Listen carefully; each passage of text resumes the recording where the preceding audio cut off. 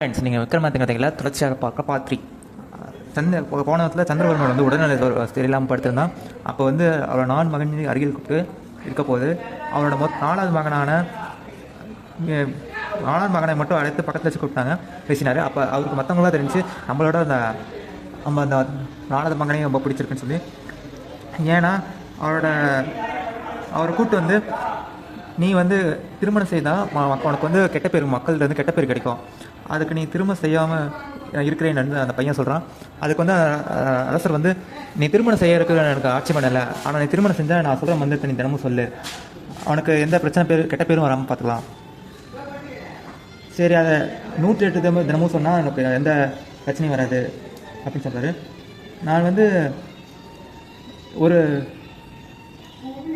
நான் அவனோட அருமை புதவிலே பத்திரகிரி என் தாயாரின் காரணமாகவே மற்ற மூவரை நான் மறந்து கொள்ள வேண்டியது, அதனால் அவன் பக்தகிரியை வந்து அரசராக்குன்னு சொல்லி அவருக்கு முடிசூட்டி விட்டார். அவன் சில நாட்களே வந்து அரசர் வந்து காலமானார். அதன் பின்னாடி வந்து பக்தகிரிக்கு வந்து கல்யாணம் ஆச்சு. மொத்தம் 360 பெண்களோட கல்யாணம் ஆச்சு. கல்யாண ராணியின் வயிற்றில் பிறந்த வளரிஷி வந்து துறவியாக மாறிட்டார். அப்புறமேட்டு அவர் சாந்தோகி என்ற முனிவர் வந்து தேவேந்திரன் பூஞ்சோலையிலேருந்து ஒரு மாதுளம் பழத்தை எடுத்துகிட்டு கொண்டு வந்து அரசர்கிட்ட கொடுக்குறாரு. இந்த காயை சாப்பிட்டா நீங்கள் வந்து 16 வருடங்கள் வயதோட இந்த வாழ்க்கையை நீங்கள் எப்பயுமே வாழ்க்கலான்னு சொல்லிட்டாரு.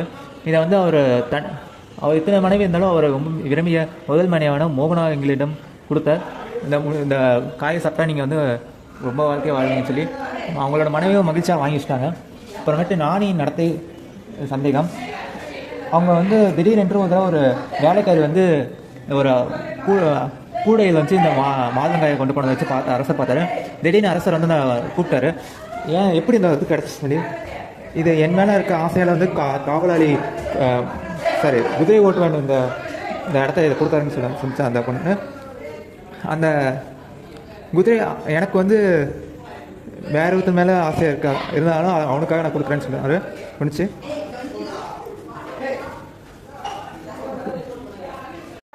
குதிரை கலைஞாலத்து எப்படி இந்த படம் உனக்கு கிடைச்சிச்சு சொன்னார். அவன் தயங்கிட்டே வந்து அரசி வந்து என் மேலே ஆசை கொடுத்துருந்ததால் இந்த படத்தை எனக்கு கொடுத்ததாகவும் சொன்னார். அப்போ வந்து அவர் மனதியான மோகனாவை அழைத்து பேசுகிறாரு. நான் கொடுத்த மாதுளை எங்கே இருந்து கேட்டார். அவங்க ரொம்ப தயங்கினாங்க. நீ கொண்டு வான்னு சொல்லி சொன்னார்.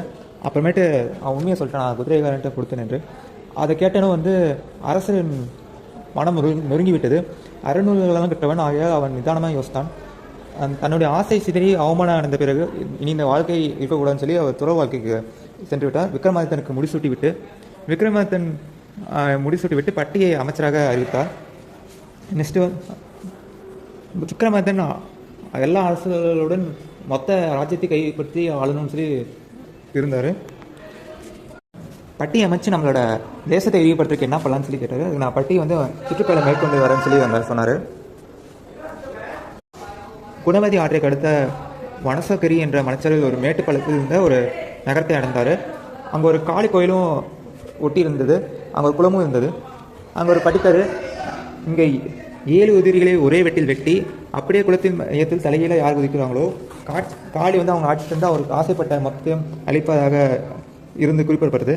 இந்த அறிந்த பெட்டி வந்து உடனே விக்ரமாதித்தன் போய் சொன்னார். விக்ரமாதித்தனும் கன்னியாகுமரியிலேருந்து நோக்கி சென்றார். அங்கே சென்று வந்து இந்த இடத்த எடுத்ததும் இந்த எழுதியதை படித்ததும் சரி, நான் அந்த 7 முறி பிரித்து வெட்டி குளிக்கிறேன்னு சொல்லி அது அருகில் இருந்த ஆலமரத்தில் ஏறி அங்கிருந்த கட்டி இந்த 7 உதிரிகளையும் ஒரே வெட்டில் வெட்டி குளத்தில் இருந்த வேலியுமே தலைகீழ பாய்ந்தான். திடீர்னு வந்து காளியின் கை உருவாகி அவன் அப்படியே காளியன் கோயிலுக்கு கொண்டு வந்து காளி அவர் முன் காட்சியளித்தார்.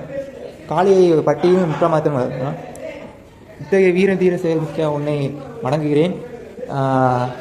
நீ எப்படி வந்து இத்தகைய வீர செயல்களை கொண்டிருக்கிறாயோ அதை பார்த்து வியக்கிறேன். அதனால் உனக்கு வந்து நான் விரும்பியது நிறைய செல்வங்களும் ஆட்சியையும் நான் உனக்கு நகரத்தையும் நான் வணங்குகிறேன் சொன்னார். அதிலிருந்து நான் சக்தி கொள்கிறேன் என்று